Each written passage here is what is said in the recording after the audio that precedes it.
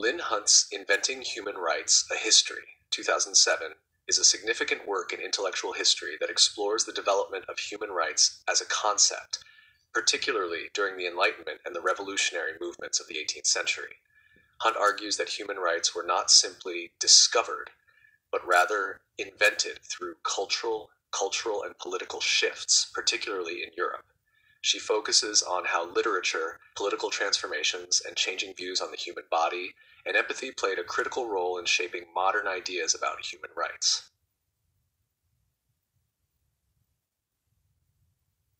The central argument, human rights as an invention. Hunt's central argument is that human rights did not exist as a self-evident truth throughout history, but were a product of cultural and intellectual evolution. She challenges the idea that human rights are universal in the sense of being timeless, instead asserting that they emerged in specific historical contexts. This challenges essentialist views of human rights that assume they are natural and eternal. She frames her argument around the transformation of moral and political consciousness, particularly during the Enlightenment. Hunt suggests that ideas about autonomy, dignity, and equality developed in the 18th century as a result of changing sensibilities and were later codified into legal and political structures. The book thus offers an interdisciplinary approach, incorporating literature, philosophy, psychology, and history. The role of literature and empathy. One of Hunt's most original contributions is her argument about the role of literature in the development of human rights. She claims that the rise of the modern novel, particularly epistolary novels like Samuel Richardson's Pamela, 1740, and Clarissa, 1748, helped create empathy among readers. These novels, which were written in the form of personal letters, allowed readers to experience the inner lives of individuals, particularly women, in ways that were previously uncommon. By identifying with the suffering and emotions of fictional characters, readers began to see others, especially those outside their immediate social circles, as possessing an inner dignity that demanded respect. This idea aligns with broader historical arguments about the power of literature in shaping public attitudes. By depicting the personal struggles of their protagonists, novels contributed to a growing cultural recognition of individual rights. Hunt suggests that this increased capacity for empathy played a role in shaping attitudes toward issues such as the abolition of torture and slavery. The abolition of torture and changing views of the body. A significant chapter in Inventing Human Rights focuses on the abolition of torture and how this shift reflected new understandings of the human body and dignity. Hunt explains that prior to the Enlightenment, torture was a widely accepted judicial practice seen as a legitimate means of extracting confessions or punishing criminals. However, in the 18th century, thinkers like Cesare Beccaria and Voltaire challenged the legitimacy of torture, arguing that it violated human dignity and was ineffective in obtaining truthful confessions.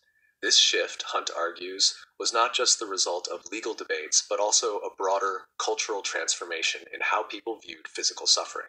As European societies became more sensitive to pain and suffering, they began to reject judicial practices that inflicted severe bodily harm. This changing perception was crucial in the development of human rights, as it reinforced the idea that individuals possessed inherent dignity that should not be violated by the state. The American and French Revolutions. Hunt places significant emphasis on the role of revolutionary movements, particularly the American and French Revolutions, in codifying human rights. The Declaration of Independence, 1776, and the Declaration of the Rights of Man and of the Citizen, 1789, are key milestones in this history. Both documents articulated the idea that human beings have inalienable rights, including liberty, equality, and the pursuit of happiness. However, Hunt also highlights the contradictions within these revolutionary declarations. For instance, while the Declaration of the Rights of Man proclaimed universal rights, it did not initially extend them to women, enslaved individuals, or non-citizens. Similarly, the American Founding Fathers spoke of liberty while maintaining slavery. These contradictions underscore the idea that human rights were not immediately applied universally, but were instead contested and expanded over time. The limits of early human rights discourse. One of the most important aspects of Hunt's argument is that the early human rights discourse was limited in its scope. Although the Enlightenment thinkers and revolutionaries laid the groundwork for modern human rights, their vision was often exclusionary. Women, enslaved people, and non-Europeans were frequently denied the rights that were championed by revolutionary leaders. Hunt explores figures like Olympe de Gouges, who wrote the Declaration of the Rights of Woman and of the Female Citizen, 1791, as a response to the exclusion of women from the French Declaration of the Rights of Man. De Gouges argued that women should have the same rights as men, but her ideas were largely ignored, and she was ultimately executed during the Reign of Terror. Similarly, the Haitian Revolution, 1791 to 1804, demonstrated how enslaved people in French colonies used the rhetoric of human rights to demand their freedom, yet their struggle was met with resistance from European powers. The evolution of human rights in the 19th and 20th centuries. While Inventing Human Rights focuses primarily on the 18th century, Hunt briefly discusses how human rights evolved in the following centuries. The abolition of slavery, the expansion of women's rights, and the recognition of minority rights in the 19th and 20th centuries were part of a continuous process of redefining and expanding human rights.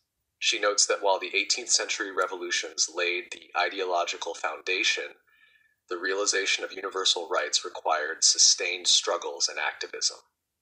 Hunt also addresses the rise of international human rights in the 20th century, particularly after World War II.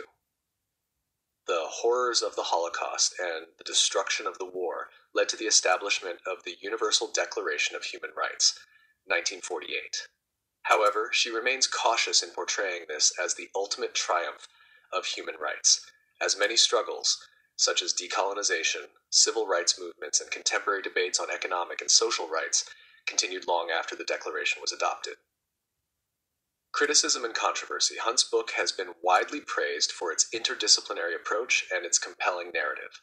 By incorporating literature, psychology, and cultural history, she offers a fresh perspective on the development of human rights.